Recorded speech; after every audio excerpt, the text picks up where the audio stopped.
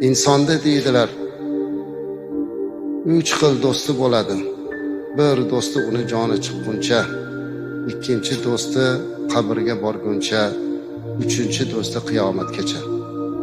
Joni chiqquncha bo'ladigan do'sti qaysi do'st deganlarida, joni chiqquncha bo'ladigan do'st uning moli dunyosi. Chunki olamdan o'tganimizdan keyin moli dunyo bizniki emas. Bu endi meros bo'larki. Qabrigacha boradigan do'st kim? Bu uning farzandlari, aqrabo, yaqinlari. Qabrgacha boradi, lekin uni yog'iga hech kimda had yo'q. Ming yaxshi ko'rsa ham, jonim fido otam, onam desa ham, oxirgi manzili mana shu qabr, amallar sondig'i. Ammo uchinchi do'st bor. Bu do'st qiyomatgacha birga turadigan do'st. Bu uning qilgan solih amallaridir. Ana shu amal xolis bo'lishligi, Alloh